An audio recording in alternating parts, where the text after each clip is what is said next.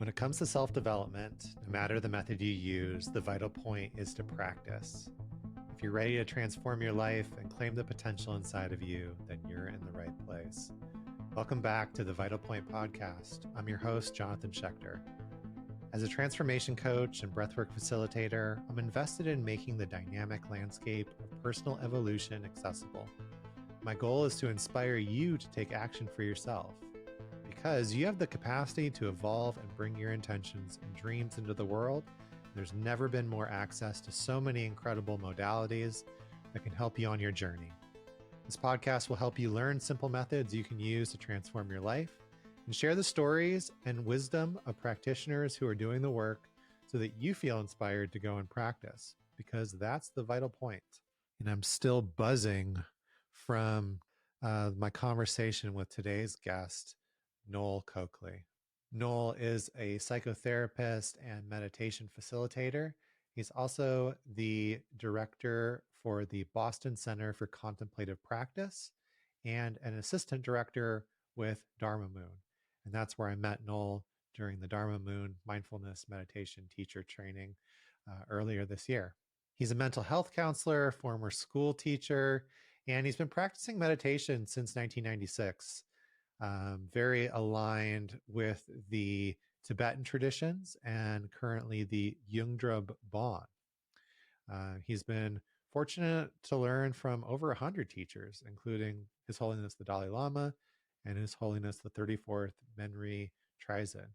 And we have this common teacher as far as David Nichtern.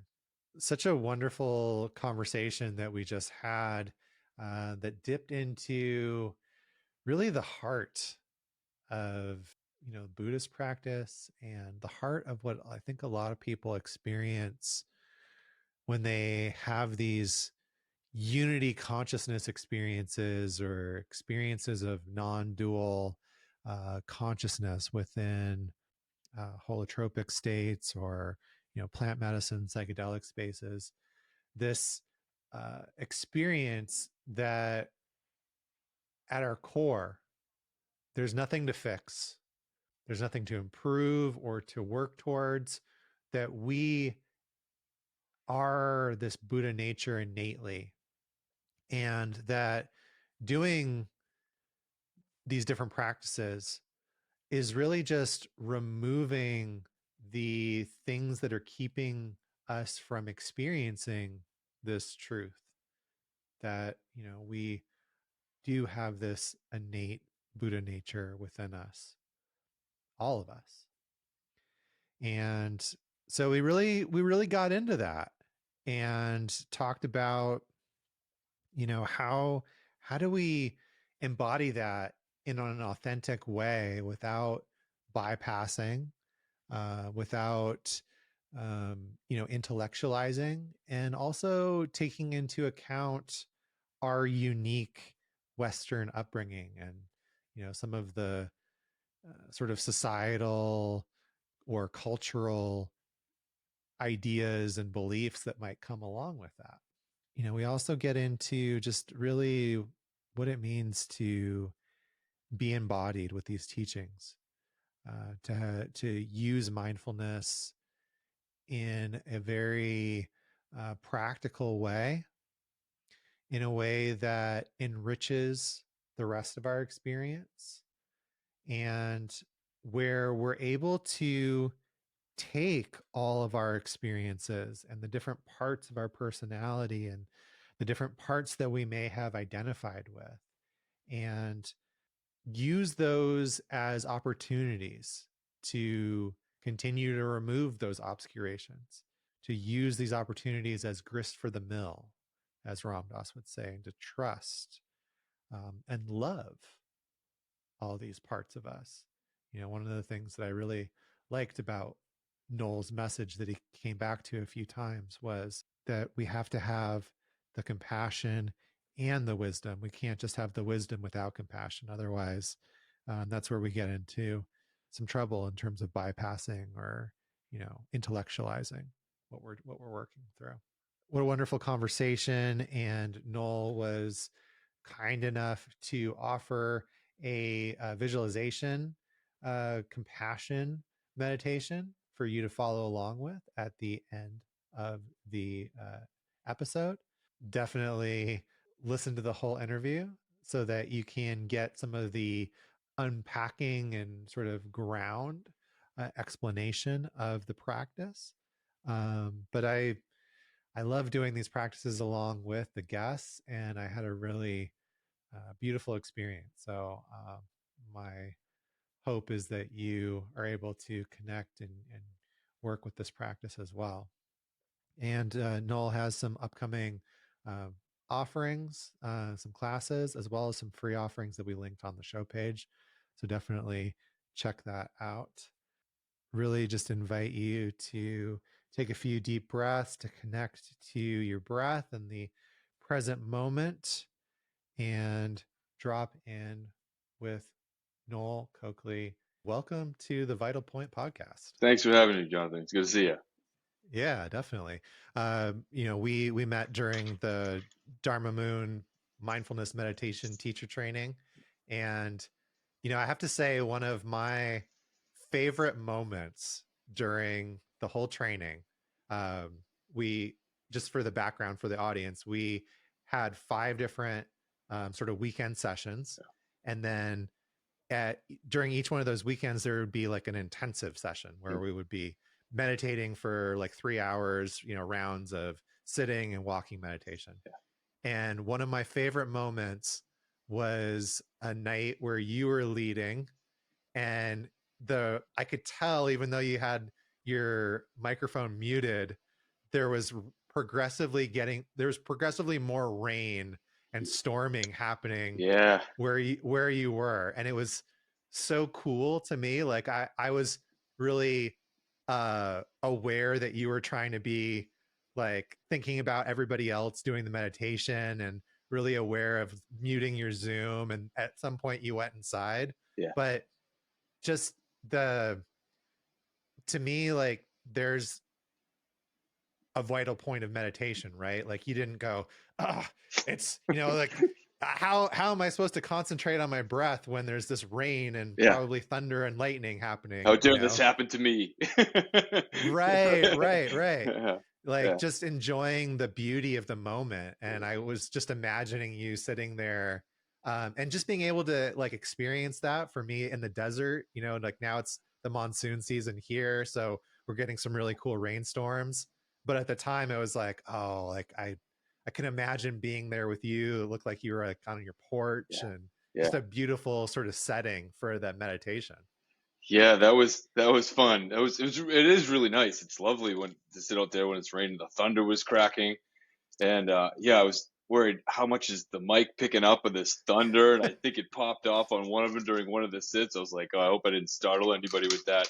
And then, I had to move just because it started trickling, it started coming through the deck above me. It was soaking the computer and the microphone. So I had to move in. But that's one of those things, right? Like whether it's any given sit or you're teaching or whatever, it's like, who knows how that's going to go, right? And I think there's even something to that, right? Of the idea of like, okay, we get a nice cushion and sit in a room that's maybe like minimally distracting and you got the temperature control, etc., right? You got some idealized thing. There's almost this way that's there's some ways that's not very helpful, right? It's at a certain point after you work with it in the lab, you got to go take it for a walk or go sit outside in the middle of the city, or like, because life is not that quiet. Mine is not. I don't think anybody's is a cozy room with AC and sound.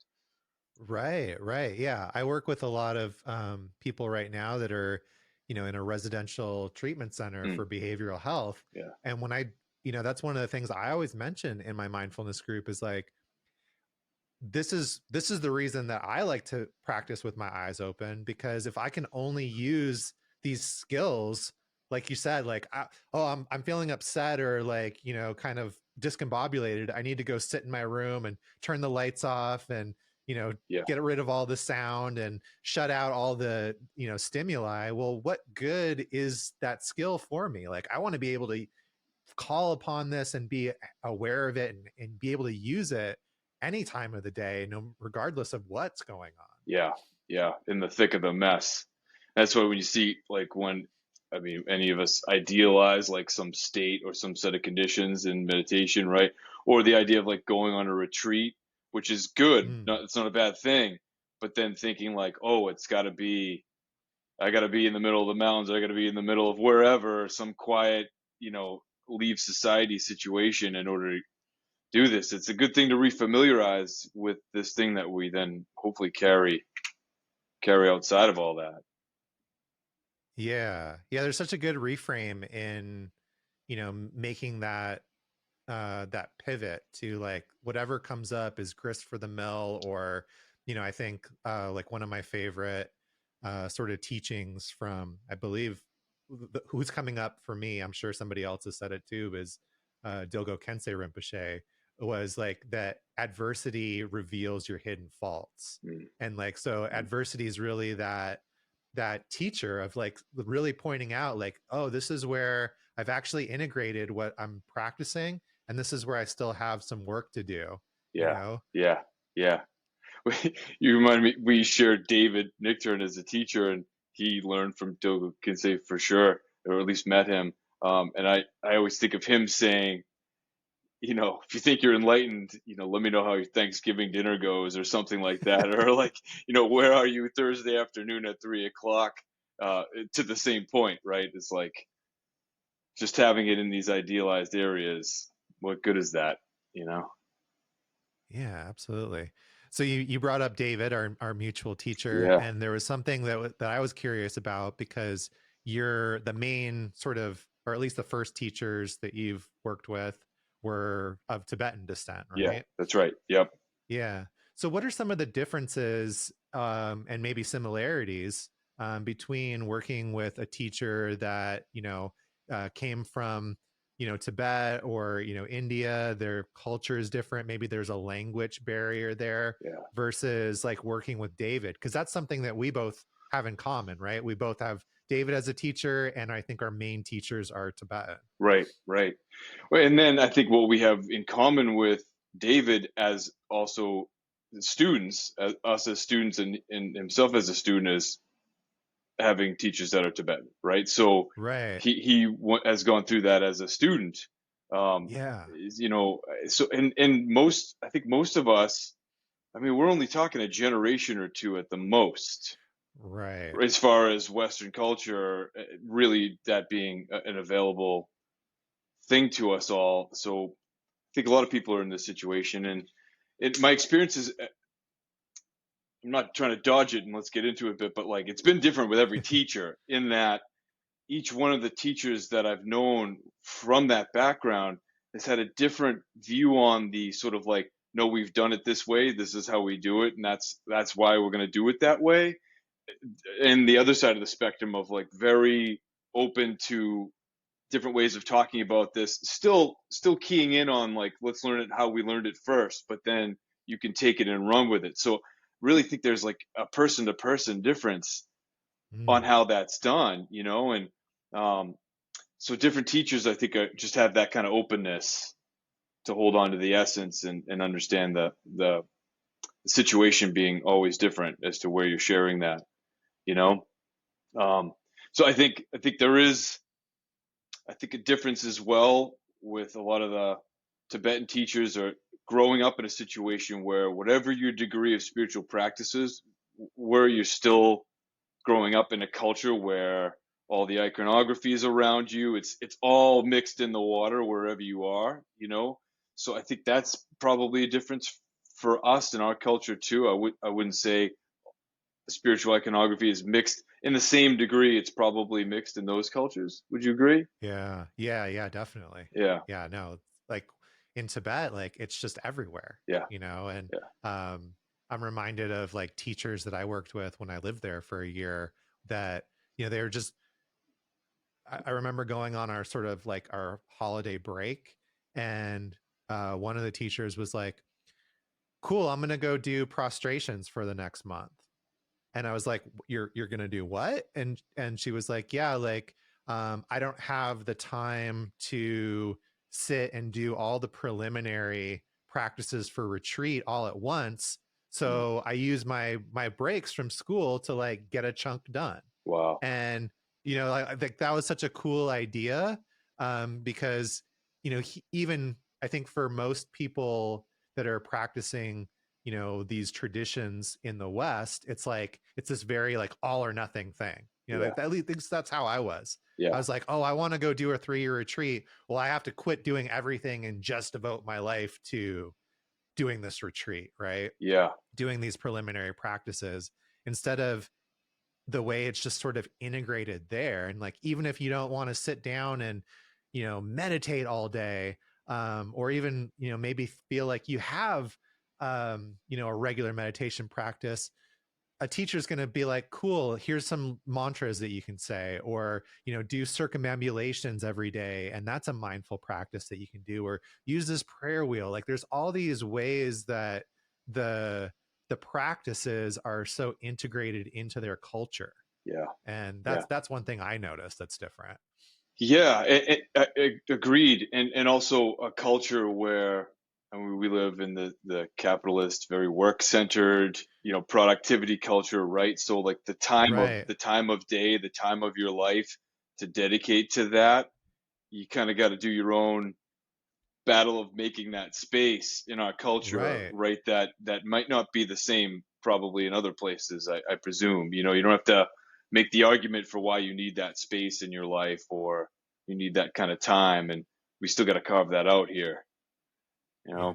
And I'm with you on that. That I remember when first learning about stuff, I remember just thinking, well, there's only so far this is going to go because I'm not joining the monastery.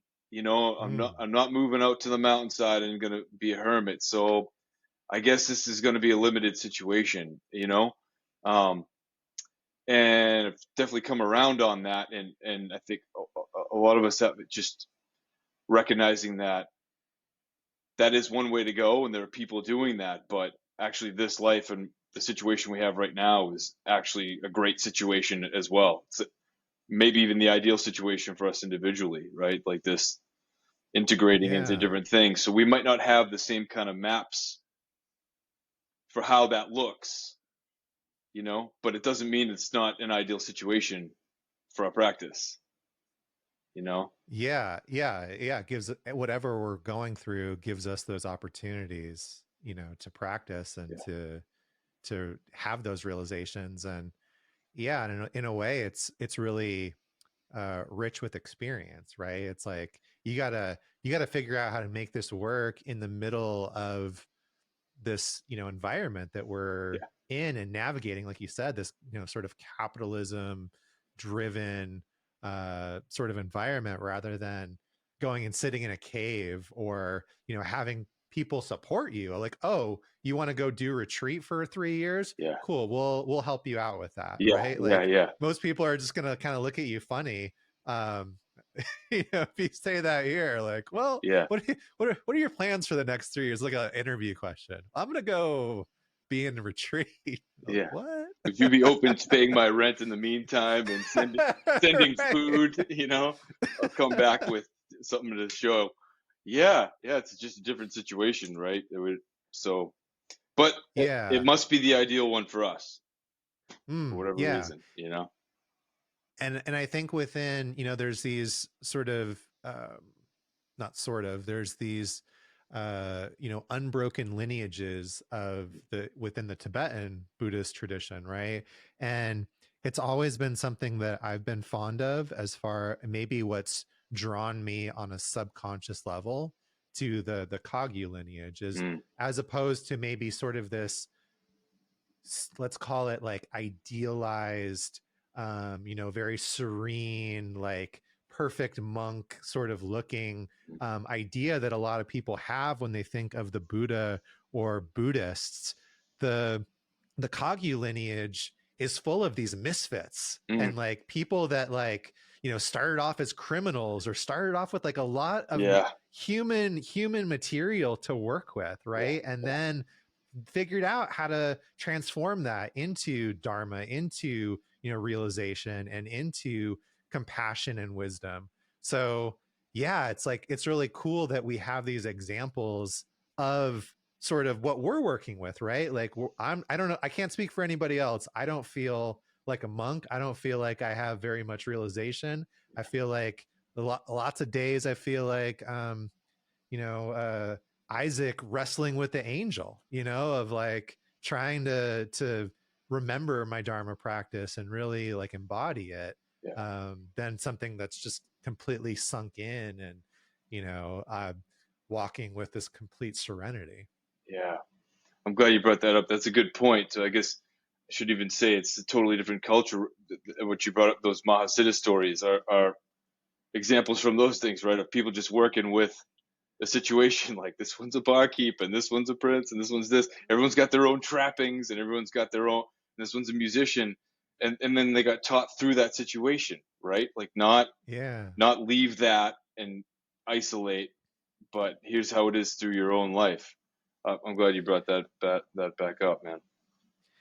Yeah. And like to take it back to sort of the Tibetan culture, like there's so many examples that I ran into during my time there of people that really embody that. It's like, you know, they're going to invite you in to their home and, you know, feed you or, you know, sit and have tea with you, you know, or give you the front seat of the Jeep that you're going to be riding in for the next 8 hours, even though they're like a llama. And like, I'm like, no, I don't want to do that. Like, this is making me feel uncomfortable, you know? So just these like wonderful opportunities to just really embody Dharma and Yeah, just really like live it as an example, you yeah, know? yeah, yeah. Yeah. So I'm curious if you would share a little bit about your work, you know, just kind of looking over your bio. It was talking about that you've integrated Buddhist philosophy with, you know, psychotherapy and psychology and, you know, sort of as an alternative to some traditional, you know, more traditional methods. So what does that look like and how did you arrive at that for yourself? Yeah, yeah. Well, I mean, in the way that I'm sure your work is for you, like as we learn all these things, you can't help but integrate it, right? It's like in Yeah. there in your head, or in there in your practice. So inevitably it starts coming out.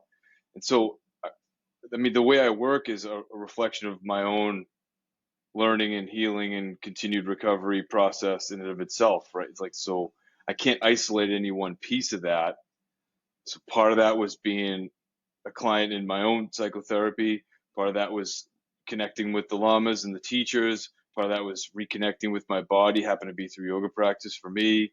Part of it was through loving, supportive relationships and reforming what that idea is, So all these pieces, Mm. and I don't know that you could take out any one. And I'm not saying that's the formula for everybody, but I think there's something like that that's a little bit more rounded and holistic, where there's no one thing that probably has everything we all need or has all the answers or something like that. And there is the risk of bopping around it too much. We have so much available to us now, even in any one of those categories, that you could sort of never get any depth on any of it. But on the other side, I think there's something about the holistic approach. We need some different things from different angles, or different ingredients that do different pieces of the work, and not any one of them is going to be the thing for us. So inevitably, I just started integrating that to how I talk with people. So much more often now, for instance, in psychotherapy, people are checking in what the embodied experience was. Like, I think 20, 30 years ago, that was not what psychotherapy was. It was all very up in the head, right? So now we're integrating, like, recognizing the lack of separation. Even calling it mind-body connection is like a misnomer, right? It's like the mind-body. Yeah. It's a thing, right? So Right. It is a thing. so when people are sharing their experiences or talking about things, it's like trying to understand it from that level. And a lot of people are maybe feeling not integrated in that way, and learning how to Mm. integrate that. And then the meditation piece, on one level, at a minimum, I really don't know how to do the psychotherapy work without some kind of awareness practice, right? We can talk about things that have happened in the past, and we can sort of retrospectively tinker and look at things. But until we learn to go, oh, right now, look what's happening, right? You can take all that understanding of your experience thus far and have it inform understanding why you're experiencing right now the way you're experiencing it, I think it's hard to renegotiate your relationship with that experience or even transform that experience without I'm aware of what's happening right now. Right. So without even getting into full on Buddhist philosophy, I'm really not sure on how to do the psychotherapy work without like the awareness piece. Sometimes that means practice. And then for others, it might mean our shared space is like, okay, that awareness is not there yet. I'm sort of, for the time being, serving as that role, like sharing that aloud and bringing attention to that, so that then that awareness develops for that person, and then you back off it, and it goes on its own. But other times that could be certainly boosted by the practice. And then the whole philosophy piece, it's different for each person individually how much they want to go into that. But I think there are just certain things that Western psychology has some strengths in, and also things it doesn't address, just like Buddhist philosophy and psychology. There are strengths and things it doesn't address, and then there's overlap. So it's, for different pieces, it's good to go to different wells. Yeah. As an amateur, I've always felt that there was a lot of overlap, and it was one of the strengths of Buddhism. Is like it's less of like there is a religious aspect to Buddhism, but to me, it's always seemed like the religious aspect is more a feature of the culture in which Buddhism has been integrated with. Yeah. And so like that's why the lineages and traditions that sort of flourished in China have a very Chinese cultural feeling to them. Yeah. Tibetan would be similar in terms of and you could speak to this probably better than I can as a Bon practitioner, right? But the system is sound, and like it stands on its own without sort of the religious aspects of which the framework has kind of come through. And that framework is super aligned to like a lot of really solid psychological sort of wisdom and values and things that can be integrated and implemented to improve people's lives. I think you're right on. I can't remember the exact quote, but I've even heard the Dalai Lama say something around the lines of this being a psychology, a philosophy. It's also maybe a religion for some, but at its heart, I think you're right on. It's a psychology around the experience of reality we have, right? It's a psychology around or the disconnection from the direct experience of reality and what comes of that. So it's a psychological system. Right. There are still attributes of that, right, that are focused on there that aren't touched on at all in Western, and vice versa. It may be more in recent developments of Western psychology, but historically it hasn't had much of a take on the ultimate perspective in terms of like ultimate relative, right? It's very concrete of this relative reality of like I'm an independent individual self, and so it's strong on the developmental side, right? It's strong on the like develop a strong, healthy sense of self, but then you look at the Buddhist or the Bon psychology and it's like, whoa, self, there's the whole problem right there, right? So, and neither of them are wrong. There's just one's got a relative take on the self and one's got an ultimate. So that's just one example of where they come in different, Yeah.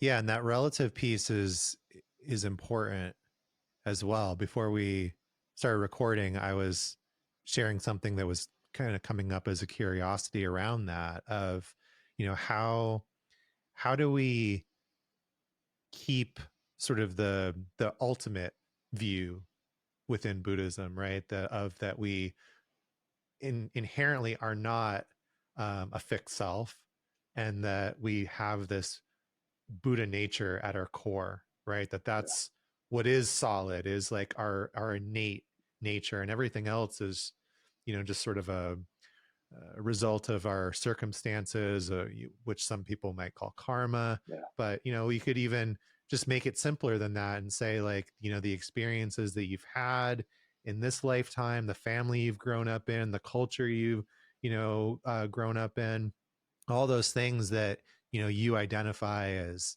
that you, right? Yeah. but how do we keep that recognition and kind of like operate from that place in an authentic way that isn't like a form of spiritual bypassing, or I guess Trump and Rinpoche would say spiritual materialism, right? Where we're making that into the identity and not actually integrating the teachings. Yeah. Yeah. I think you're naming the two extremes that are important for us to be looking at, right? And Yeah. the antidote on those two extremes, I think, is you've got wisdom on one side and compassion on the other, right? And those things help keep us grounded or open, depending on which way we find ourselves leaning. I think for a lot of us, introducing this idea of Buddha nature, I know for me, I think for a lot of people, like we're walking around with this story about what's wrong with us, or what's missing, or what's the deficit, or like if I just work hard enough, or if I just do this thing, or just change this about me, like then I'll be okay, or these are the particular conditions I need to meet in order to be lovable, but all of me is not lovable as is. So on that side of the thing, there's both compassion work to learn to love ourselves relationally and be in loving relationships, but there's also that ultimate view of Buddha nature, like, well, what if it's that there is on some level of our being something that's already perfect and couldn't be fucked with, like you can't mess it up, unstainable.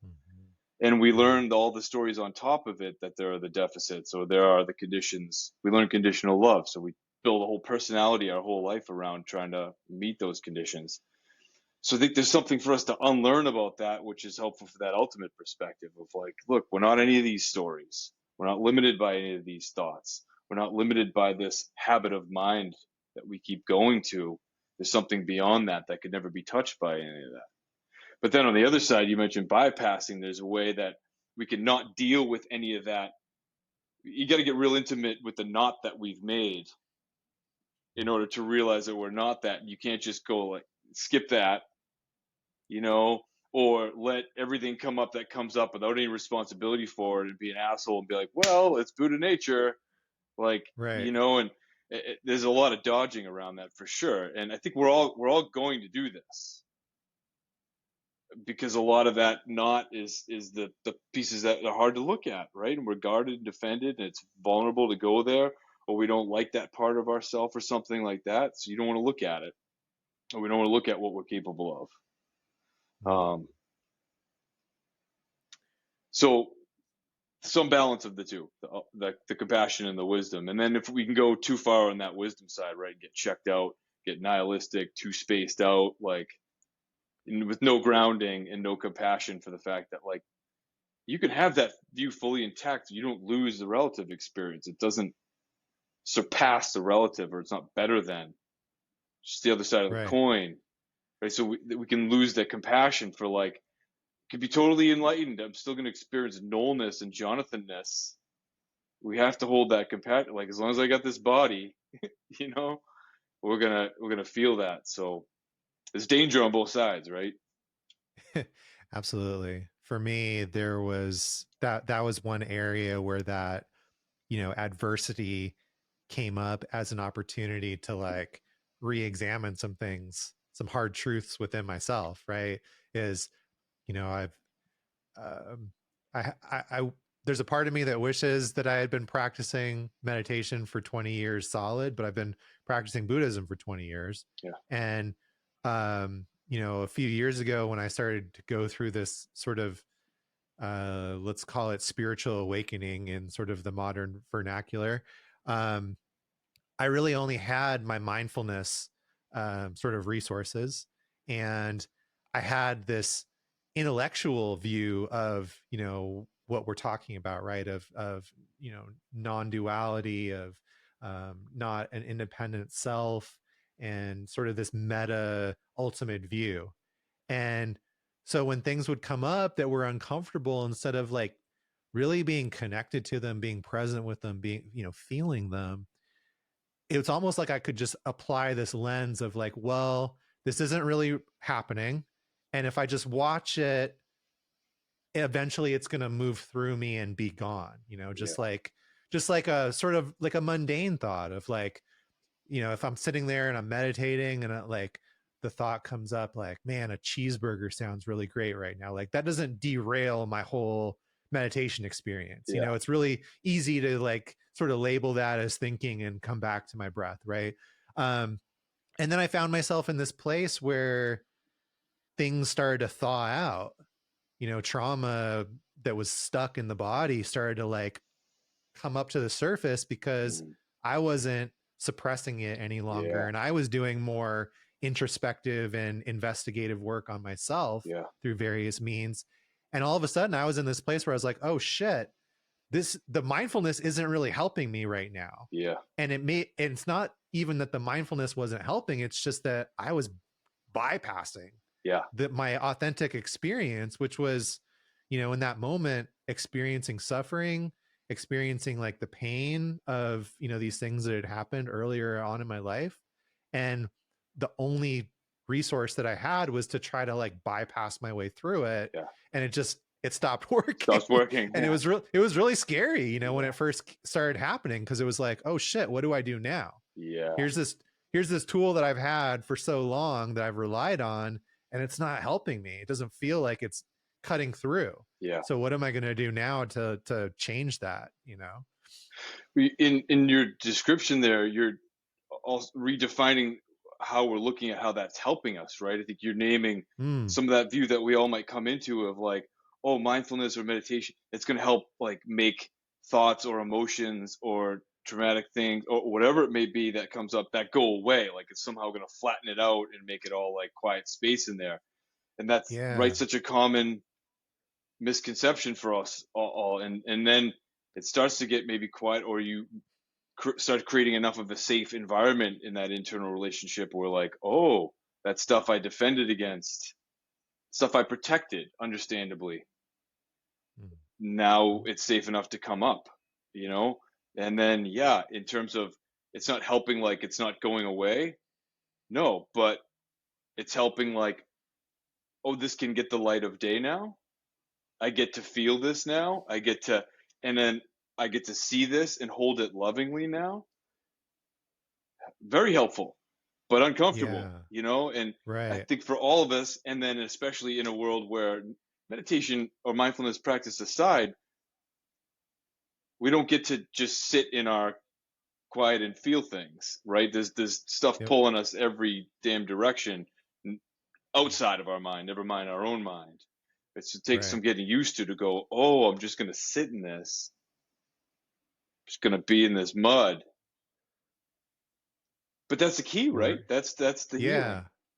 Yeah, we're not encouraged to sit with that, to be with it. And you're right. Just as you were saying that, it just kind of dawned on me of like, oh yeah, this is what I teach my clients now. It's like, especially within the context of like breath work and sort of healing, is like, you got to trust the process. You've got to open to whatever's happening and be willing to sit with it. And maybe that's not all going to happen today. Yeah. That's okay too. Yeah. It is a process, and it is something that you learn to feel more comfortable and trust going into. But it is an opportunity to like move through something, to release it. I had that experience last week with a client. Like, it was their first week in the treatment center, and they came to, probably my most activating group, where we're doing a lot of like activating breath work. And they, I gave the group like a bunch of different resources of like, hey, you've got to trust yourself here. Everybody's nervous system's different. Yeah. The key is to find that edge and push a little bit against it without getting overwhelmed. And here's some things that you can do if you start to feel overwhelmed. And in the group, I could tell they were going through something, but they weren't doing any of the sort of, supportive resourcing. So I'm like, okay, great. They're going for it. This is great. Yeah. And then after the group, they were really upset. And I kind of checked in with them, and they said, well, why is this happening? Like, this is not what I expected. I thought I was coming here to like get away from this kind of stuff. Veg out. And it was like, hey, like, I totally get it. And I understand how challenging and like kind of ungrounded this feels right now. Yeah. And you're doing really good work, you know, and like this stuff is going to sit there in the body until you're willing and able to like move through it and be with it and love it.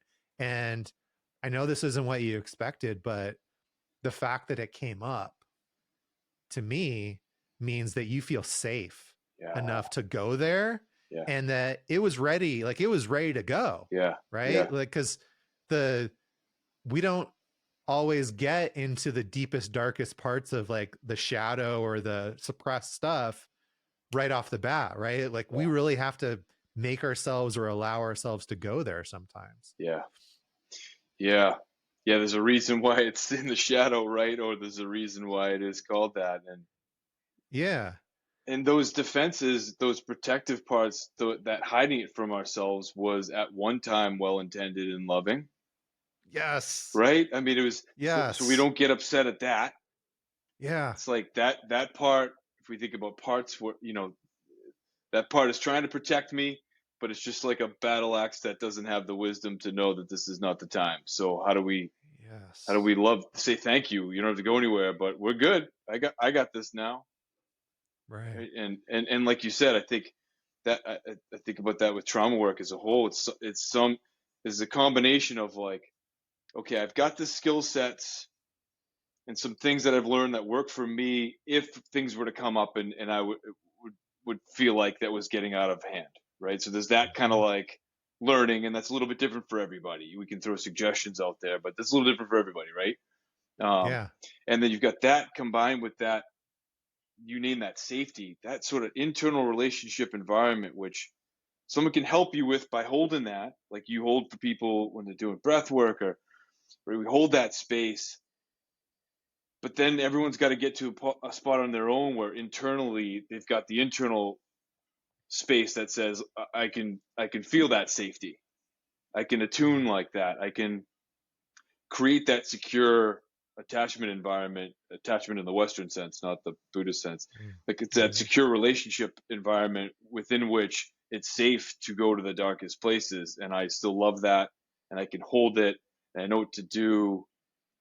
There's enough spaciousness to hold that. I think that goes back to the wisdom and compassion. There's enough space to hold what comes up with compassion without having to look away or skip it or be partialized about it. And then it gets its time of day. That kid in there who's been lovingly protected by the battle axes gets to speak his or her mind and share what they're experiencing and feeling. And you go, all right, wow, all right, I hear that now. And I got you, and I can get you in a different way if you want to do that. What do you need? Yeah. 100%. Couldn't agree more. And, it's so like wrapped up in my work. It's like, there's some people that I'm working with that, and I'm sure you're similar, that are like interested in psychedelics. And sometimes I go like, well, hold on, like before we blast off to Jupiter, like let's get into orbit. Like let's feel our feet on the ground. Let's figure out how to get to the moon and back, like let's get in touch with the body and the breath and start to dip into these areas without taking away that like whole sovereignty of being able to go, okay, that's enough for today. Like I'm going to go back to a more grounded like breath, a more, I can orient myself. I can open my eyes and, all these resources that I have that kind of go out the window to a certain degree once you eat a big bag of mushrooms or drink ayahuasca or something like that, right? And it's not that those things don't have a good set and setting or that they don't work or helpful for some people, but it's like let's be grounded and resourced in this work, right? Not just like, oh, I heard this is what is going to help me, so I'm just going to jump into that. Yeah, I'm glad you're bringing it up. This is obviously, the Renaissance is happening, and for better and worse, or whatever. And it is coming up a lot in therapy space. And I think we've got on the one side the danger of, I'm going to take the magic pill and that's going to do the work, which is never true, right?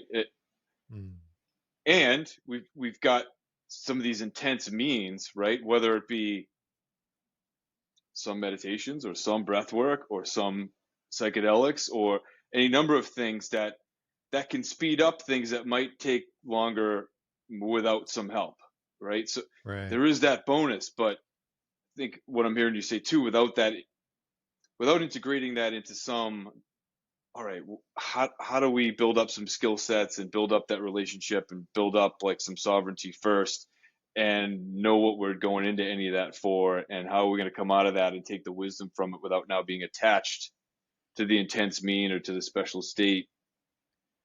Yeah, but yeah, so I think we're all learning how to use these big chainsaws.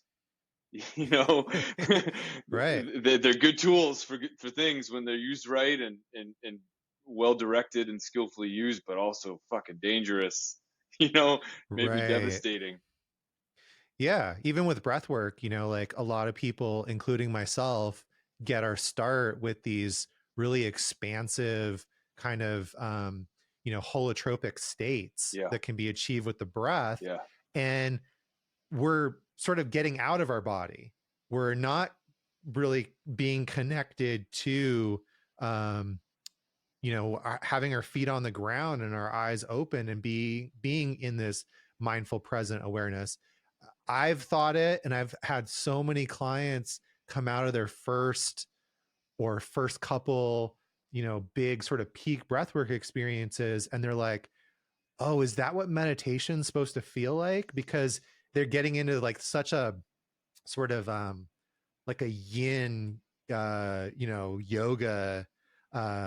yoga nidra type of like a yogic trance where yeah, like all of a sudden the thoughts are gone yeah, and you're just in this space of like stillness, and you're kind of outside of space and time, and you might have some really cool insights that come up in that space. But like for me at least, the contrast to my normal mind and being in that space is really, really stark. And yeah, it's like, whoa, this is different. um and so I think it's really easy to sort of get attached to that blasting off or not being in the body, when there's so much more value in like, hey, let's learn about awareness. Like, let's learn to connect with the breath. Let's connect with what's happening in the body.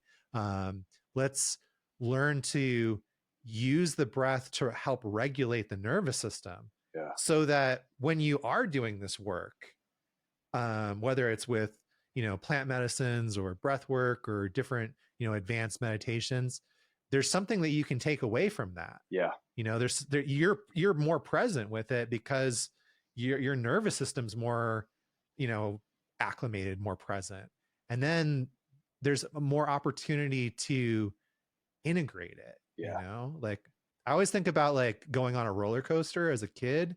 When I think about it now, I might have like this very brief glimpses of a memory of that really intense experience. Right at the time, it was intense. When I got off the roller coaster, it was like, oh fuck, what was that? yeah, Like, yeah, that was crazy, right? And then what is that like the next day, the next week, the next month, 20 years from now? Like, yeah, I I don't remember much from that. So it's like, I don't want anything, whether it's ayahuasca or breath work or any other modality, if my intention is to do some work with it, yeah, I don't want it to end up as that experience. yeah, Like, I want to be able to what am I learning from this? What am I integrating from it? How is this being embodied in the rest of my life? yeah, yeah. Well said. We don't want to get attached to that. And I had a teacher who used to say that the special states like bliss and luminosity, non-conceptual stillness, like depending on how we're oriented, if we're heavy thinkers, we get caught on non-conceptual stillness. If we're not usually in our body and relaxing, you get caught up on bliss. Or if you're visually oriented, you get caught up in the luminosity. It's like, and that none of those are like the things to get attached to, but those are the biggest. Those become hurdles. At first, just getting some practice going is the hurdle, and distraction and sleepiness and laxity and all that stuff. And then down the line, Yeah. the special states are the distractions, and people go, "Oh, this must be it. This is what I'm looking for." And it's just Right. like, you're going West Coast and that's just the exit to Vegas. Like, keep going. It's just like, keep going. Don't get distracted, you know? And Right. I had the preliminaries, as you were talking about this, come to mind too. I've come to learn, I think that's the place for these things, Nundro and preliminaries. And I think we're finding our ways of doing that in the West.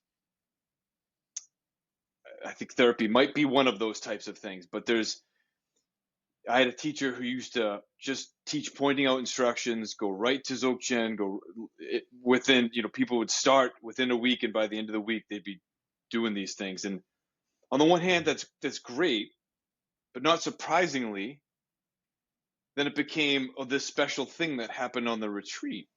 And this same particular teacher would advocate for, like, oh, you don't need preliminaries. We have these instructions that like point out the emptiness of all that. Why would you need to do that? Da, da, da. And there's some truth to that ultimately, but that's not true for 99.9% of us, right? We got to like Right. create these conditions for any realization or awakening or anything like that to actually stick. So like all the preliminary practices from the traditional paths, and then maybe I wonder what you think about this, what maybe our versions of this are there, but they're all little angles on undoing that knot. Mm. Any one given preliminaries doesn't take care of all the knot, but it's gonna loosen a couple pieces from one angle Yeah. or another, right? It's gonna start loosening particular attachments or some of our habitual ways of thinking that are not serving. So that then when introduced to something else, okay, maybe that's actually gonna land. Maybe that's got fertile ground. It's gonna be a little bit more familiar and accessible without all the knots. Yeah. Yeah, I think what's coming up for me with that is the value of working with someone that can uh, be a support or a guide or a teacher or a guru. We can put these different labels on it, but within the context of Buddhism, they talk about there being 84,000 different methods and teachings. Right now, whether that's literal, Hmm. I don't tend to think of it as literal. Right. I tend to think of it as there's this myriad, almost endless number of different sort of things about being human and neuroses and humanness, Yeah. right? And so there's an antidote for each of those.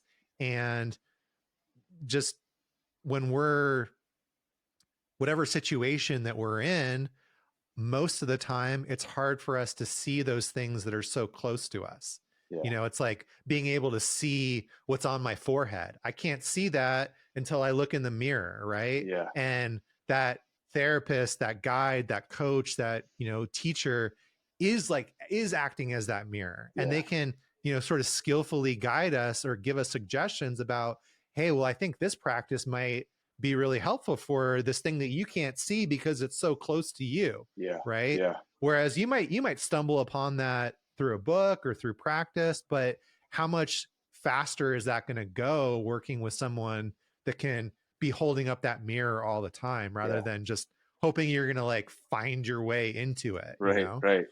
Yeah, lovingly to tell you when you have shit on your face. I like how you said that. Right. Right? Like Yeah. lovingly and skillfully.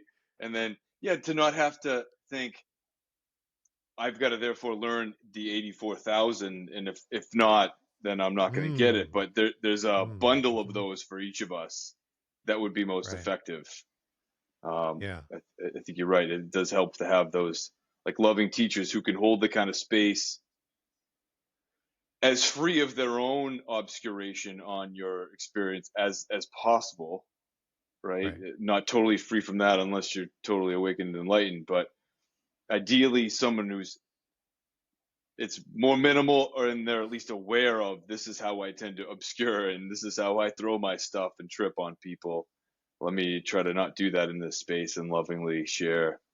How about this? Yeah. Yeah. So now that we've established that, I think my next question is going to be a little bit ironic or funny. Um, what are some of the things that new practitioners should be aware of? Or maybe a different way to say it would be, if you could go back and talk to yourself as a new practitioner, like what's the advice that you'd give yourself? Like, what are the things that you wish you knew back then that you know now?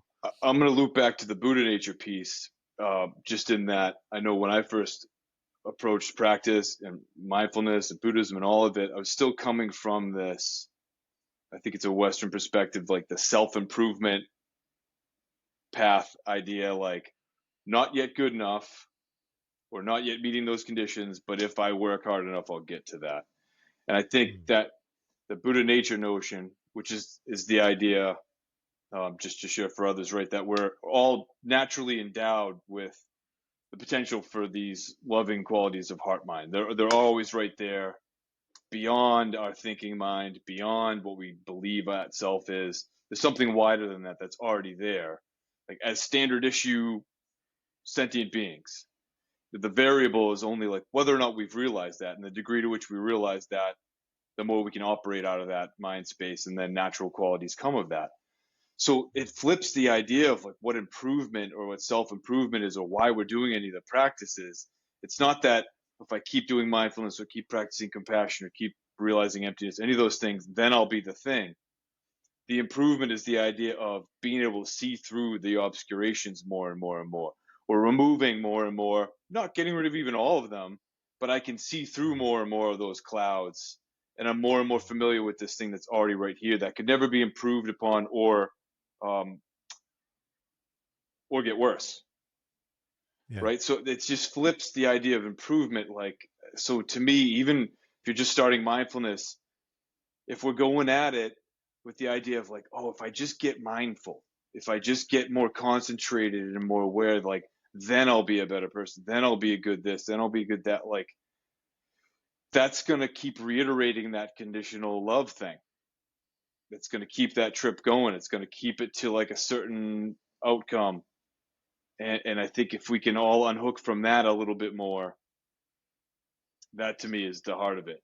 I say I'm a recovering Irish Catholic, and I don't believe this is the heart of the messaging from there, but to speak from how it was taught to me by those in my spiritual world that taught it to me, the message was like, you're bad. You better try to be better and make up for that. But don't think you're as good as, so-and-so, because then you're arrogant. Like, there was nowhere, it was a trap. There was nowhere to go. And it taught me how to be guilty, and feel shitty about myself. And so I feel like I'm flipping, and that, even if that's not your faith tradition, I think that is pervasive in our culture, that is permeated, right? I'm laughing because I think a lot of us have that, or maybe it's just the German Catholic in my, ancestry that I'm finding, a similarity to in what you're saying. Because I remember feeling like I just one distinct memory that I have, and this is a couple of years before I decided to join the Dharma Moon training program, was sitting and meditating in the morning with my partner, with my girlfriend, and we get done, and she said, you should teach meditation. And literally, without even thinking about it, my like first thought, best thought response was, to who? I've really glossed on to, or glommed onto the whole like guru worship sort of part of the Tibetan tradition of like, the teacher is up here, they're sitting on a throne, and even the ones that are fully enlightened and realized, they're going to sit there and go, I'm just a humble monk. Like, I don't really know anything, but since you guys asked me, I'll tell you, right? Like, there's such humility and like humbleness to that approach. And so I was like, well, shoot, if this fully realized being is like taking on that level of humility, what, where do I come in? Like, what kind of hubris do I have to be able to teach these things? Like, I love this. There's like a poetic way that it's said in some of like the, traditional prayers, or sort of like prayers to the person's guru, where they say something like, I'm just like a parrot that's just repeating words that I've been taught, like, as opposed to you that like has really integrated and is embodying this Buddhahood, right? And so I always thought about that, like, okay, I can be a parrot and like teach some mindfulness, like how to focus on your breath and things like that. But what right do I have to put myself in that same category? Yeah. There is rethinking of that guru word has been a little thorn things, right? And that has been severely abused, right? So it's good for us to have the eye up on that. But then you go on the opposite end of the spectrum. I don't know if this is like a particular New England or Boston thing, but there's also like the cultural overlay of like, oh, look at this fucking guy. Who's he think he is? You know, it's like, oh, here he comes. You know, it's like whatever topic, like God forbid you're anything other than like completely self-deprecating. They're like, look at this guy, right? Yeah. So it's like we've internalized this, like, don't ever think anything good about yourself, or you got anything to offer anybody, or possible, you know.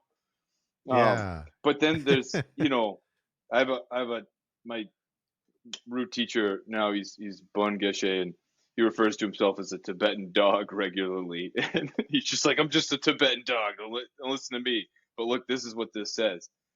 And he's humble. He's definitely, I would say, more realized than he gives himself credit. But I think there's this flip of recognizing, right, where the role of the teacher is actually not very important, right? It's like a minimal, the job of a decent signpost. Like, it's good to have the signpost. It's good for it to be clear. You know, it shouldn't be covered with a lot of shit and mud. It should clearly point out where it's needing to go in the way that's best for the person who's seeing it. But that's it. You know, you're not giving anybody anything. And it's not that like any one teacher they're special. They've got the special stuff. So if you hang around with them, interact with them, they're going to give you the special stuff. Like that's how we've propped them up too high. And then people prop themselves up too high, and it gets really bad and dangerous, and we don't trust ourselves. And the whole point is that they're pointing out what's already true about you, and then you step away, right? Or you say, like, here, I'm just sharing the practice instructions, and then I'm going to get out of your way. I've got nothing to give you that you're not going to discover on your own. I think healing from the trauma of not feeling very good about ourselves, combined with really understanding the role of the teacher and not being anything more than it really is or should be, can help us take a better spot in this realm. Yeah, absolutely. And I see that, you know, all the time, you know, in these other contexts that I work in as well, you know, with breath work or, you know, integration coaching. It's like, I'm there holding the space. I'm not there to heal you. Yeah. And even, you know, one of my breathwork mentors during our training, he said, you know, just get used to the idea that you're basically a pillow jockey. Like, you're there to hold pillows so that when people start flailing around, they're not going to hurt themselves. Divorce yourself of this idea that you're doing anything, you know, and I still see it, you know, people come out of an experience and they're like, thank you so much for that. And I'm like, you did that. Like, you did the work. You know, like, it's not me at all, you know. Oh yeah, but you know, you created the container, blah, blah, blah. Okay, thanks. You know, you're right. And I'm not inside your mind, like, working all this stuff out. Yeah. You know? Yeah. Yeah. You're naming a crucial difference, in anything that we'd all be susceptible to is like, who doesn't like hearing something nice said to them, or like, thank you.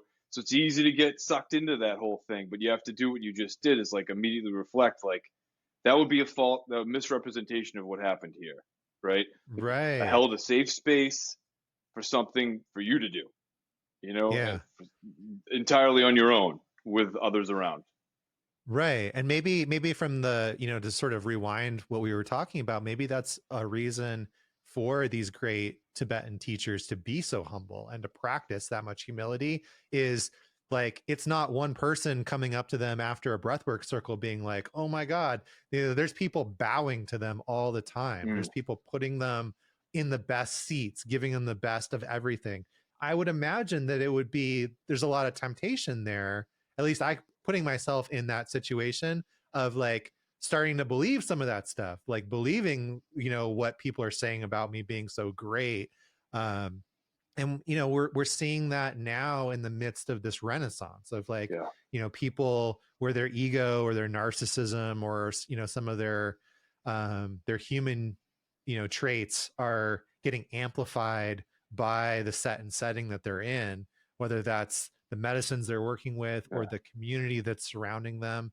And it's easy for them to kind of step up onto that pedestal instead of being like, oh, hold on a second, let me reevaluate and do some more work. Yeah. To use that skillfully to show like, oh, look how both sides of this relationship playing out right now is not serving either of us, anybody. Like, how do you lovingly point that out and go like, we're not going to do that here. We're not going to do that, and let's not, I think this, let's also not pedestalize the Tibetan or any other culture here, because it's rife with all that shit too, right? It all happens in all these spaces, for better and worse. We could find examples of all of these.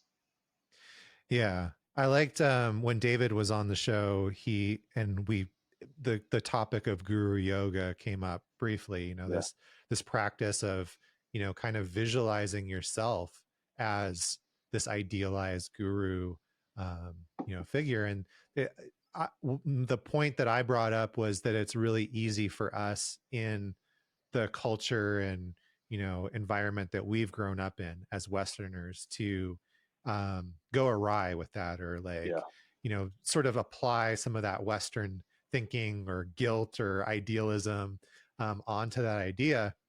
And he pointed out that you're not like, during the guru yoga practice, the guru is not separate from you.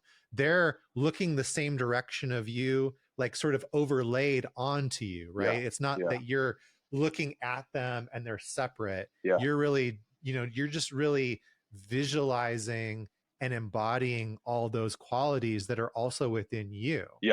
Right. That's right. And so most of us with those visualizations are like, you see a Tonka that's over there.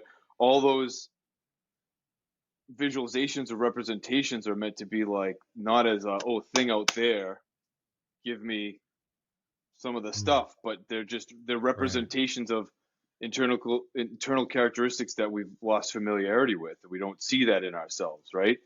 And then with guru yoga, I mean, there's two words that may be worth unpacking for the audience, in that, I know I have my cultural reactivity to both of those words, and have an idea of what that looks like and what that means, right? And like, so guru, has come to mean some teacher that's get propped way up, right? Which it means that in one way, right? And then yoga, we come to associate with like the embodied physical aspect of hatha yoga practice, right? And guru in and of itself means the thing that points out reality, right? So sometimes that's a person that points out reality and acts from that. Sometimes it's a teaching that's our guru. Sometimes it's, you're walking by and you see a flower the right way, and that's the guru. And then it's our own mind, our own experience that is that reality and never separate from. So the job of all the external gurus is to point out internal guru. So the job of all the external reality reminders and helpers is to help familiarize ourselves with that reality that we are too, right? So we do this thing where that's become a personified idea, right? It's like of a person that is a special person, and we lift them up. And then yoga just means union with. So it just means union with reality. The reality is that I'm that too, not in the egoic way, but like my ultimate nature is that, just like everybody else. And this example I'm using to help familiarize with. So, and we're just seeing each other in that way. Beautifully said. And, what are some other ways that we practice visualization in more of a sort of Western or American, kind of context that we could use to explain some of these more traditional Tibetan, concepts and practices? I think the earliest traction, the idea of visualization and using our imagination has got in our culture is sports performance, right? People rehearsing performance in some capacity, right? So you create this neurological groove that then is available to you spontaneously. Then your mind can fall into. It's already familiar with. And our mind, doesn't know the difference between I'm experiencing this right now or I'm experiencing this in my visual, right? I mean, anybody who's had anxiety knows how that works, right? You're imagining something deeply that's not happening right now, but our body mind is responding as though it is. So there's really no difference.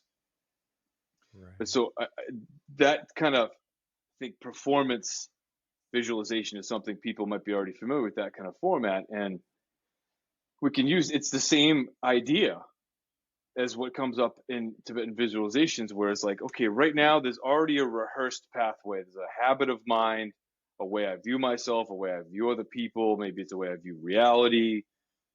There's a habit going. How am I going to transform that habit? By familiarizing myself with maybe what else it could look like or what it really looks like over and over and over again. And maybe I don't see myself as that yet, so I need to use some other model for that. And by visualizing that other model, right? So maybe I don't see myself running as fast and winning that race, but I can picture that athlete who's just like crushing it. I can visualize them and go, yeah, like that, like that, and become intimately familiar with that. And then I, at some point, fuse with that and realize, well, I'm that too. That's in me. I can do that. And now I can see me doing that. I can play that out. And you've got that whole schema, you'd call it in Western psychology. Like, I've got a schema already for who I am, what the world is, what other people are, and it's locked, or feels locked. It's just a mental habit. So by rehearsing these other mental habits deliberately, now we start to tip the scale of the likelihood of the spontaneous availability of this practice rehearsed one. Right. And I think, to me, one of the most important ways we can do this, and it's similar to Guru Yoga, it's similar to the refuge field, is to bring to mind these perfectly loving moments. I'd say relationships, but every relationship is complicated, and we might want to focus like on a particular moment within those relationships. For some, it might be with a spiritual being. For some, it might be a loved one. For some, it could be a perfect stranger or their dog, or it's a place that they go. And by dipping into that memory, you start to re-experience right here, right now, the direct felt sense of that unconditionally loving field. Right? And that direct experience, now we're going maybe past our thinking mind and past the limiting aspect of our conventional mind. And that's helping us dip into, sometimes they call it the natural state of mind, or that Buddha nature, that wider loving field. By remembering our way back to those moments and realizing that we don't give each other love, but we hold space for that love to remain unobstructed. Right? So nobody gave it to me, even though that's the language we use and that's how it feels. I'm either getting it or I'm not getting it, or meeting those conditions or not. We just hold the space so it remains unobstructed. So it doesn't even have to be actually with that person. I can bring up that memory and start to feel what it's like in that space again. And now I'm in that space, because that's always right here anyway, always available underneath the things I think obscure that. So it's sort of like a bank shot. You call that loving being, that loving entity, that loving place, that loving moment, and then you just start to feel naturally in the body. And then you can drop that memory, that visualization, and shift from your focus of the visualization to the focus of the direct felt sense right here, right now. Yeah. I'm glad you brought up that last part, because that has been, I think, for me, one of the major changes between trying to wrap my head around some of these practices 20 years ago and how I feel like I'm practicing them now. It's not just getting caught up in trying to imagine these elaborate visualizations. It's, how does that feel? Yeah. Yeah. And maybe, I wonder if you would agree, the felt sense would be even more important than being able to have this elaborate visualization. The whole elaborate visualization is for the sake of the direct felt sense. Yeah. Any Yeah. thoughts you'd have, visualization is a thought. It's just a different kind of thought, right? So all those thoughts are to evoke that direct felt sense from our natural state of Buddha mind. So yeah, once that's evoked, the rest of it can go. It can go. It's not. It's your ride to the thing. You can get off the ride. I don't want to steal your vital point from you, but that one we could probably put a pin in as the vital point of this conversation. Right on. In my opinion. Yeah, right on. I'm with that. That landed so well to me. And, it's one of the things I like about doing this podcast is like, sometimes, there's like almost like these real time sort of analysis or like, integration that's happening of like, oh, wait, actually, oh yeah, that's totally really good stuff. I gotta, come back to that one and really think about how I'm integrating that more. So yeah, I really appreciate you naming that because it helped to bring some things into focus for me. So since we've talked about kind of the intellectual aspect of it, would you be okay with offering like a practice that the audience could follow along with? Yeah, you bet. And Awesome. I'll just Great. to say a couple more things about it before we go into it. Yes. In and of itself is that, the last piece of that is, we visualize what brings us into that felt space. We can let go of that and be in that felt space, and that's what we focus on. But it's understandable that for any of us, or at any given day, that we all have a lot of reactivity to that, actually. Right? So sometimes that space is heavily defended, heavily guarded. It doesn't feel safe because of the conditional loving that we may have, got habitual. There's going to be reactivity of some form to that space. So number one, I want to name that. So to not only expect it, but if it feels like we're done with that, then you stop. We're done with that. That's okay. Right? So you trust, like you were talking about the breath work earlier, everyone's got to trust their own intuition on whether or not it's a time and place to go there. Yeah. What I'll say beyond it not feeling the time and place or feeling re-traumatizing is that those pieces that come up in reactivity to it, those are the parts that actually need the most love. Right? So now we're engaging in this mindfulness. It's a mindfulness practice, mindful of that unconditional loving awareness space that we just evoked from ourselves by that bank shot of that loving moment environment. And then from the perspective of being that unconditional loving space, rather than identifying with those defended parts, that's what a lot of our personality and our self is built around. So rather than identifying with that, can we hold that and allow that arise and be held from the perspective of being that unconditional loving space? Watch when the mind wants to reduce itself from being any one of those parts, and you just let it come and go. It doesn't mean you have to hold on to it tight either and like squeeze it in that literal sense, but you let it be seen and let it come and go without fully developing into its whole strategy. And so that habitual reactivity to that unconditional loving space can learn to unwind itself, and it doesn't have to stick the same way. Amazing. There's this book that isn't quite Buddhist, but is very, again, with that overlap. I think there's a lot there that's come up for me a lot this year is this book called The Untethered Soul. And what you just described in terms of like being able to discern the letting go process and allowing that to happen as quickly as feels comfortable to the nervous system and to the body. Just being, like he says in it, like, hey, one lesson that you'll learn as you go through this path is like the sooner you can let things go and not try to figure them out or like really dive into it, like the understanding the nuances of it. Just let it go. Yeah. It's just something that, has value in it. And again, to go back to, like doing that in an authentic way, in a way that we're not bypassing. Yeah. I think is always the trick for me. Would you say from this description that you're talking about reading, that letting go could also be, you could describe that as not identifying with something, Yep. not fusing with something like that? Yeah. Yeah. Yeah. And I think for me, like the more, when I start to have that awareness of how I'm reacting, or like where I've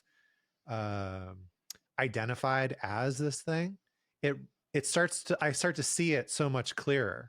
Like, I'll give you a great example. Like, just recently, I sort of came to this insight about this pattern that I have of when I feel like I'm going to get hurt by somebody, I'll just push them away before they have the opportunity to hurt me. Yeah. I never saw any of that whole like A to B to C to Z like sequence. Yeah. It was always just like, well, fuck that person. Yeah. Like, and now that I've seen it, I'm seeing it crop up in all these like little micro transactions or different aspects of my life. And it's almost like once you see it, you can't unsee it, Yeah.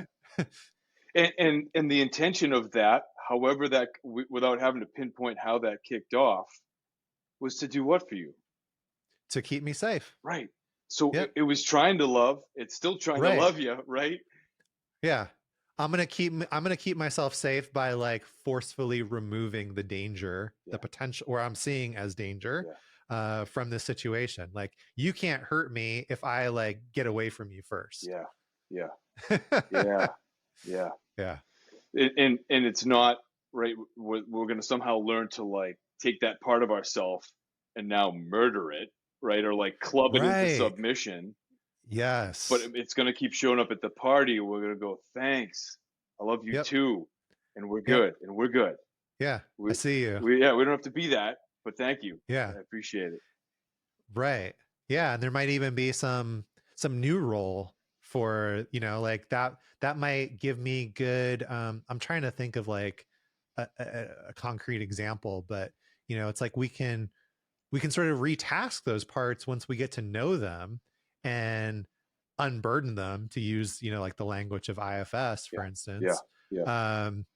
Rather than like what you're saying, trying to kill them, trying to get them out of our experience. It's like, okay, cool, well, now that you're not driving the bus, what do we have for you to do? Like, what could you actually be helpful with the skill set that you already have, and so it's like all those parts of ourselves can be an asset or a liability, depending on how much we've integrated them and accepted them and like seen the value and really like come to appreciate them for what they've given us in our lives, and like how they make up this idea of Jonathan or of Noel. And I think you're saying, just to name it too, you're using the IFS language, internal film systems language. This is also a way of describing tantric transformation of poison to wisdom. Right? It's not, you're not getting rid of, there is a raw energy there that like, it comes up the wrong way with the wrong view, at the wrong time, wrong perspective. It's poisonous, right? But with the right view and using it the right time, space, now it's a wisdom. Now it's a Buddha wisdom, a Buddha energy. And so we're not kicking anybody out of the family here, but we're renegotiating who does what when, and with the wisdom and clarity to see what shows up when. Awesome. So I just want to make sure to tee that piece up for we all have reactivity to that space. And also, if that reactivity for whatever reason doesn't feel like the time that you want to explore that space, then you let it go. But what we're doing is the revisiting of that space, like the other kinds of rehearsals, or like you're just laying that track over and over again in the mind to familiarize ourselves with it, to make easier access to it, to recognize that that's always available in there, and it gets easier and easier the more and more familiar. we're not actually building more of it. It's always here. We're just becoming familiar with it. Yeah. Well said. Thanks for the reminder. Shall we do it? Let's do it. All right. Okay. So the first phase here, I'm going to invite people to do a visualization, which means, or an imagination is a better word. You can sit in a posture that works for you. Eyes open, eyes closed, especially for a visualization. A lot of people find it more helpful to imagine with their eyes closed. So whatever feels safe for you, whatever feels supportive of entering and utilizing your imagination. Taking a few breaths to just let the body relax. Directing attention at breath just so we have our mind present for a few moments. And what I'm going to ask you to call up is a moment, a relationship, a being. Could be a person you really know, or could be a spiritual being, could be a pet, but maybe it's even a place, a particular place. That in that moment, or with that being, or in that place, you tend to feel a moment of perfect love. It's not that they give it to you, but you're held in such a way that that is evoked from you. Maybe it's what somebody said or didn't say, the way they physically held you, the way you were seen, the way you needed to be seen. Maybe it was the way you were encouraged. Just scan through the mind and think about those who've loved us into being, and there might be one that pings, and just keep visualizing a moment with them. Imagine them right here in the space with you, or imagine yourself in that space, whatever it may be. What did it sound like? What did it smell like? What did it look like?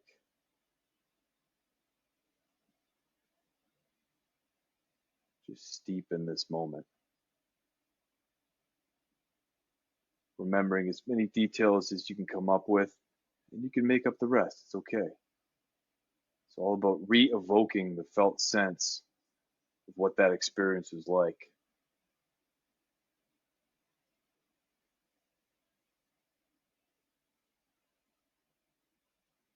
Recognize how the body feels.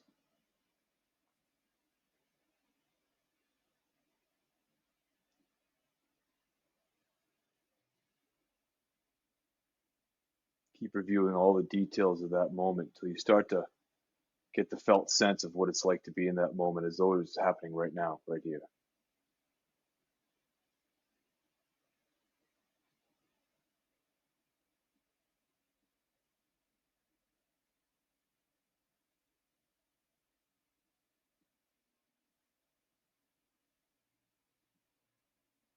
Once you start to get the direct felt sense of being held in that unconditionally loving way, the direct felt sense we're having right now, just realize that we're an extension of that loving field. We are that too. And you can start to let go of that imagined situation, that memory. Shift your focus from building that and reviewing that visualization, imagination, to focusing on the direct felt sense that's been evoked right here, right now.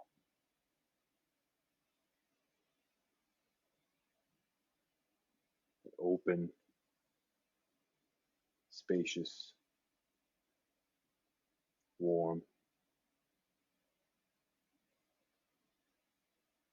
loving field of awareness. If that direct felt sense fades at all, you can always re-evoke the memory. You can always bring the visualization piece back.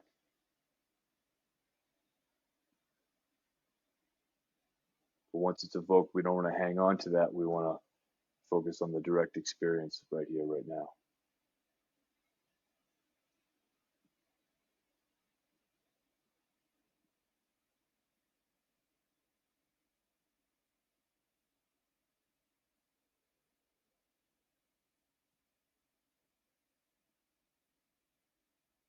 As we begin to experience that, we might notice parts of our mind react and respond to that.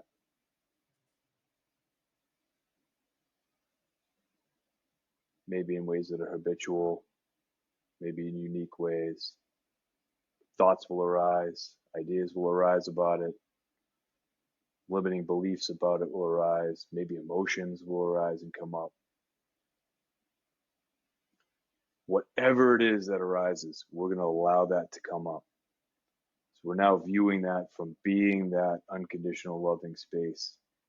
It's got limitless capacity for everything that comes up. And there's no need to hold on to any of it or identify with any of it. And we use that mindfulness skill set to watch when we begin to fuse or identify with or chase after any experience that arises. And we just keep remaining viewing from that, from that awareness space, infinitely loving space. Let it arise. It's all welcome, and we're going to let it go.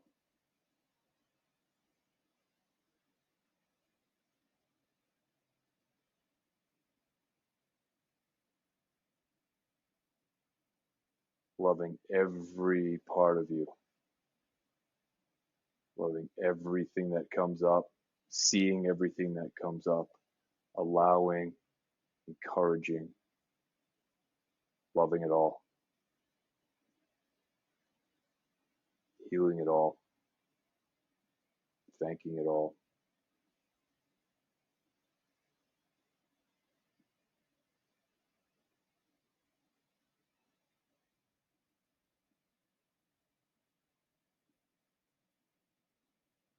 Every aspect of your experience just loved for its very being, just for its being, just as it is.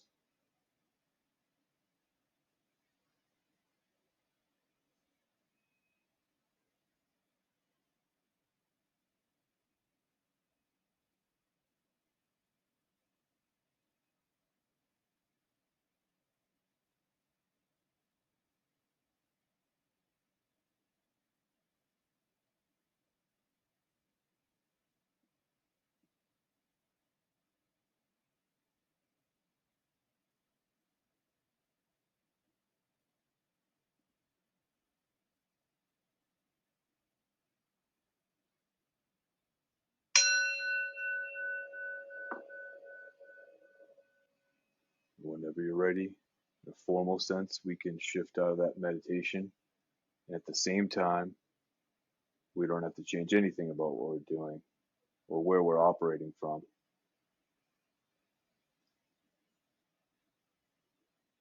Thanks, everybody. Thank you, Noel. That was amazing. I had a beautiful sense of this podcast being a part of what came up for me. So it did feel very integrative. Yeah. Are you open to sharing more? What's your experience like with that? I was fortunate enough to meet my main teacher in the Tibetan, sort of vocabulary, my root teacher, fairly early on in my practice. And, I got to go to Tibet and live for a year and, mostly in his monastery, and really, really amazing things because of that. And then when I came back to the States, like the whole reason I had gone over there was I wanted to do the traditional 3-year retreat. Mm-hmm. And one of my other teachers had suggested becoming a translator. And I said, well, I don't have the money or the time to go to like Harvard and do that. Yeah. And he said, no, just go over to Tibet and teach English. You'll be fine. And there was this whole plan. And I really trusted in it and had this amazing year, in the end of which I did not take the next step into sort of the translator school. Came back and just went back to like a quote unquote normal life. And between then and the time that came up in the meditation was like almost like 13 years where I didn't see my teacher, even though we live in the same state. Like literally I could get in my car right now and drive for like 3.5 hours and be where he lives. And, and I was kind of disconnected from that part of my life. And my, this is a long story, but, my current partner started to get more interested in Tibetan Buddhism, and as sort of a shamanic practitioner was really attracted to some of the more shamanic aspects of the practice, and really got interested in this particular what's known as a Dharma protector, these sort of wrathful deities. And she got really curious about wanting to do Mahakala practice. And she calls me one day and she says, did you know that your teacher has a center in Arizona? And I said, uh-huh. And she's like, and he's giving a Mahakala empowerment in like 2 weeks. I'm going. And I was like, that's amazing. Like, can I come too? And so we went up to his retreat center and went to these teachings. And during the break, we went and there's this sort of unique stupa there. It's a Tara stupa. It's a stupa that you can walk in, you can go inside. And before I had gone to Tibet, I camped in the stupa for like a week. And so we're sitting in the stupa. I'm already having these feelings kind of come up. And at that point, my teacher, Garchen Rinpoche, walked into the stupa with a couple of the monks and started doing like the preparation for the actual empowerment that he was about to give. And something happened in that moment where like a lifetime of shame and guilt just fell away. Like I could literally just feel it draining out of my body, and almost like reconnecting to this initial experience of being connected to this teacher. And I was just sitting there weeping and feeling just so loved and supported and accepted and connected. And that's what came up during the meditation. And so then like it was almost like he kind of came to me at a certain point and was like, do you see how like what you're doing now is connected? Like look at how you're integrating all this stuff, and it was less of like a verbal lesson, but just more of a felt sense of like everything is in this Buddha field together and in connection. And it's not lost on me that I'm about to go to work and help people hopefully learn some mindfulness, and maybe for the first time. So I felt a lot of gratitude for being in the field. It's amazing how sometimes just remembering those things, or remembering a teacher, or even you remember a moment with the teacher, and it's right here, right? Even I could feel that as you were talking about it. It's like, oh yeah, there it is, right there. Oh yeah, no, I can. That to me is like, there's so many things in my life where I've lived in my head, and there's certain moments and certain teachers where it just goes completely beyond that in an instant. And it's like I generally, when I see pictures of him or like we'll watch his his film or something, I cry. I don't even have to be in the physical presence, Yeah. but it's been like that since day one, Yeah. which is just an amazing, beautiful feeling. And would you agree with the idea that it is really about the space that someone like that can hold for you, as opposed to, here, I have something to give you?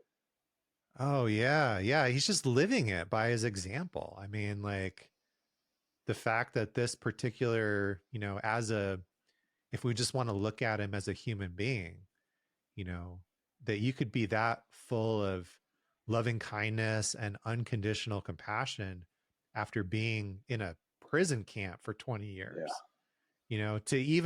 to take it a step further than that and say, I didn't really know that much in terms of like I could tell you Dharma, but like actually integrating it and like experiencing it, I didn't really understand that till I went through that prison experience. And I'm so grateful for that experience because that's where I met my teacher. It's like that's so counter to what most people would think of, Yeah. in or when they would imagine themselves in that experience. It's just such an example, Yeah. That's beautiful, man. I Definitely. appreciate you sharing. Yeah, thanks for asking, and thank you for the beautiful offering and for the practice. And um, yeah, I want to make sure we leave some space to talk about some of the other offerings that you have. And I also wanted to mention that in addition to having this practice within the podcast, for you to come back to, um, Noel also has 6 different meditations that you can download through his website, Linktree, Instagram, however you connect with him, that are just as amazing, and definitely encourage you to check those out. But I'd love to hear a little bit more about the upcoming classes that you're offering as well. Sure. Yeah. Thank you. Yeah. Those meditations are there for everybody to support, and like you said, you can go to the bccp.com or Wake Up Sleepy Buddha and get those. There is a course I'm starting that's going to be August 28th. We'll start, and it's called it's a comprehensive meditation course called Cultivating Mindfulness, Compassion, and Insight. And the idea is doing introduction to mindfulness a handful of times. Often people get to the end of that, and maybe not everybody. It's okay to leave it at mindfulness, but then a lot of people would be curious about what other meditations and things like that. And I did a couple of shorter courses around that, and just found it'd be nice to have a little bit more room on each of these topics. So the idea is you can either take this whole course, it's like a semester through December, or take any piece of it. So we'll do mindfulness, then we'll do a half-day sit on mindfulness after the mindfulness sessions. And then we're going to do a couple sessions on intention and motivation, learn those types of practices. Then we're going to do compassion, contemplation. We're going to do insight. We're going to do concentration, and then close the whole thing. I think I'm getting the order wrong, but we're going to close the whole thing with a full day sit, integrating all of those. So there are specific meditations in each of those topics and a whole world of them. So the idea is to introduce that sort of world of category of types of meditations and give some examples and practice them, and then show how they all actually go back to the same practice of mindfulness. We don't graduate past that, but we keep injecting different views and, okay, who is practicing mindfulness from what perspective? Even the practice we just did earlier involves mindfulness, but integrated with a couple different pieces and perspectives, right? So it's these little sort of side journeys that go back to feed the main practice and expand on that. So I'm going to do that by Zoom. I'm going to record it so you can watch it asynchronously and participate on the online community. And if you're in Boston, there's going to be an in-person version, JP Center. So you can do the whole thing or whatever pieces of that speak to you. And we'll definitely add that information to the show page. Right on. So that you can easily link to it. Definitely would recommend it. Noel was one of the teachers every teacher within, the Dharma Moon mindfulness teacher training was amazing in their own right.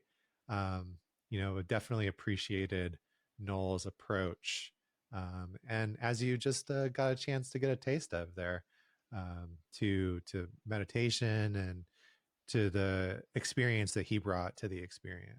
Well, let's plug The that experience too. he brought to the experience. Let's plug that too, Jonathan. So Dharma Moon, they've got a meditation teacher training cohort that'll start. I think the next one's coming up in October. But they do one every season. There's one that starts every fall, every spring, and they do one in the summer. Right. So that's a 5-weekend meditation teacher training program. That's how Jonathan and I know one another. So that's for those. You can come with no experience in mindfulness. The whole first piece is learning the mindfulness. But the idea is, right, when you leave from that, you would feel confident in conveying how to practice, why to practice, what is the practice of mindfulness, and feel pretty confident in doing that by the end of it. So if anybody's interested in that,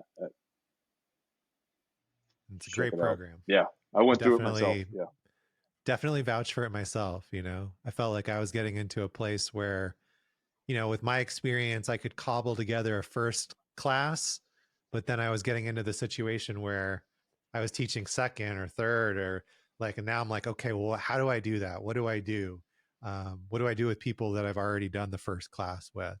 And the teacher training program was invaluable in supporting me stepping into this newer role and feeling more comfortable with it, and can definitely recommend it highly. Right on. Absolutely. Well, thank you so much, Noel, for sharing your wisdom and experience, and just love this conversation. You're definitely welcome back on the podcast anytime. Thanks, man. Thanks for what you do. Really a pleasure. Yeah. And I guess we sort of touched on maybe a possible vital point. Is there anything else that is coming up for you as alive in this moment to mention? To sum it up, it's you're already what you're looking for. It's always right here. It's always right here. Love it. Beautiful, right beautiful way to close. I sincerely hope you found value and inspiration in this episode. If it struck a chord with you, I'd be incredibly grateful if you could take a moment and leave a review for the podcast. It's a simple, cost-free way to show support and help more like-minded people discover the show. Also, make sure you sign up for my newsletter at bluemagicalchemy.com to be the first to get updates, exclusive content, and insights delivered straight to your inbox. It's a fantastic way to stay connected and keep the cultivation of wisdom going.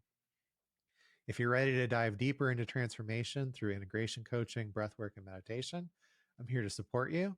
One of the best ways to learn about my offerings is on Instagram at bluemagicalchemy, where I post a lot of content to help seekers like yourself learn hands-on methods for their personal exploration and development, just like I do on this podcast. Remember, it's not about the method you chose or the pace at which you travel. The vital point is to consistently show up for yourself in practice. As the saying goes, it's not the destination, but the journey that truly matters. And I'd be honored to accompany you on yours. So please don't hesitate to reach out, connect, share your journey, successes, the challenges, all of it, from just an email, DM, or review away. Let's journey, grow, and transform together. Thanks again for tuning in. Until the next episode, keep exploring, keep growing, and above all, keep practicing, because that's the vital point.